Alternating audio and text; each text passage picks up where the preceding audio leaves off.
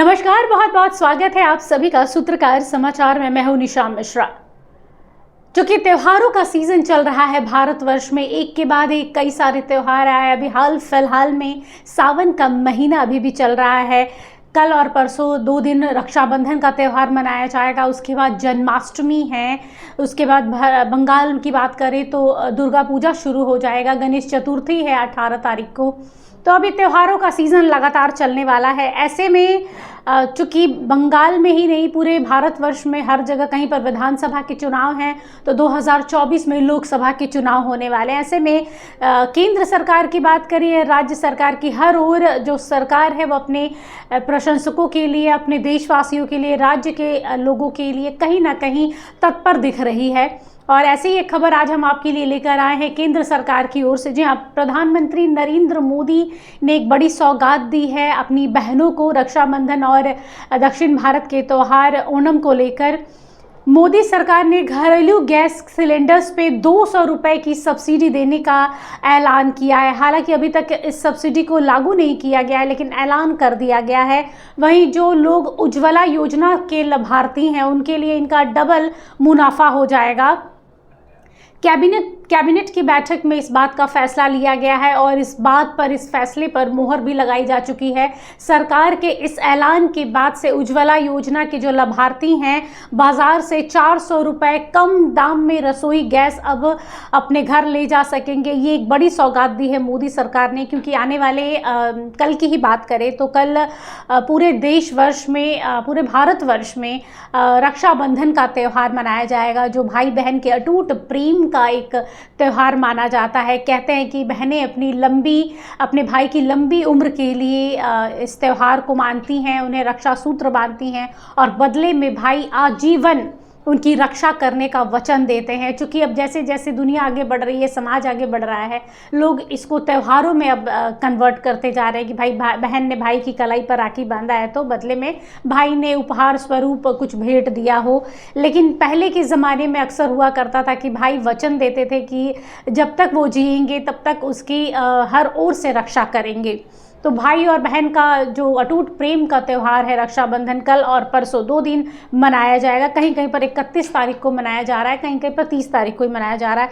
लेकिन इस बीच ये खबर आ रही है कि केंद्र की ओर से गैस की सब्सिडी पर 200 रुपये की छूट दी जाएगी, जिसकी वजह से जो गृहिणियाँ हैं हमारी, जी हाँ, भारतवर्ष में ज़्यादातर महिलाएँ आज भी होम मेकर्स हैं, जो घर संभालती हैं, देखती हैं। हाउसवाइफ कहना गलत होगा, क्योंकि होम मेकर्स हैं।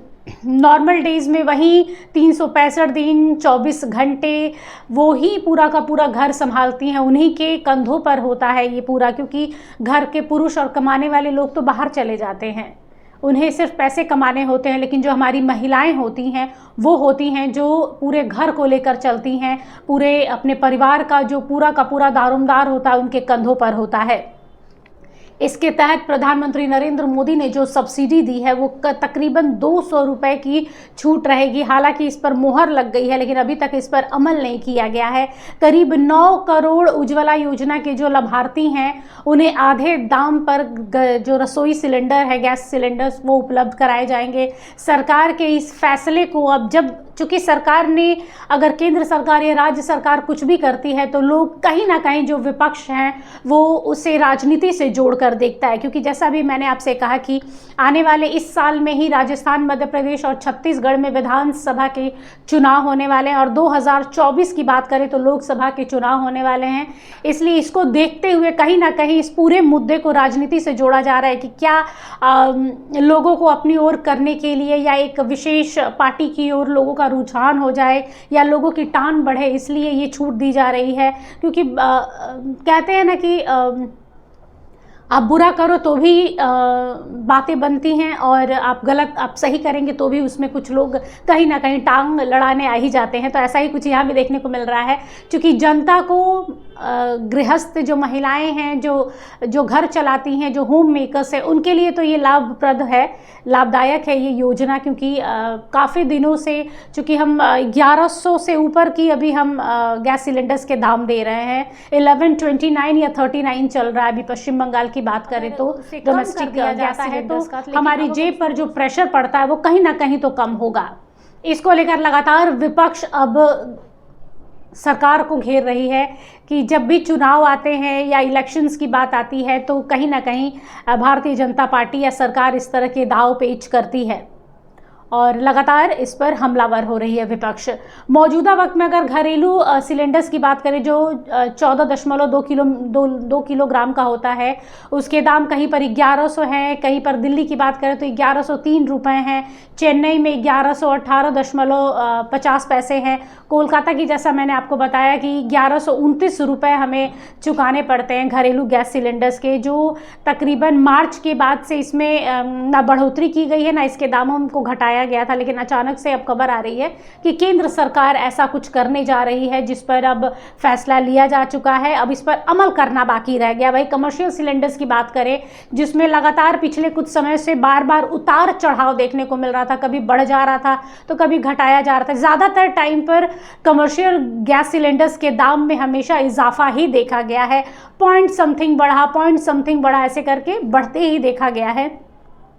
कमर्शियल गैस सिलेंडर्स के जो वजन होते हैं वो 19 किलोग्राम में जो नरमी आई है, लोग कह रहे हैं उसका असर भी यहाँ पड़ा है। लंबे समय से देश में पेट्रोल डीजल की कीमतें भी अब स्थिर बनी हुई है। अभी कुछ दिनों से हम नहीं सुन रहे कि पेट्रोल के दाम बढ़ गए हैं। पिछले कुछ दिनों अगर हम 6 महीना पीछे जाए, 4 महीना पीछे जाए तो ये सुनने को मिलता था कि पेट्रोल के दाम बढ़ गए हैं, पेट्रोल 100 हुआ, 150 हुआ, 200 हुआ, ऐसे हो रहा था। लेकिन कुछ दिनों से ये स्थिर बना हुआ है। ऐसे में सिलेंडर्स के दाम घटा देना केंद्र सरकार का एक मास्टर स्ट्रोक माना जा सकता है और प्रधानमंत्री नरेंद्र मोदी की ओर से कहा जा रहा है कि उनकी बहनों के लिए, भारतवर्ष की उनकी तमाम बहनों के लिए रक्षाबंधन का ये तोहफा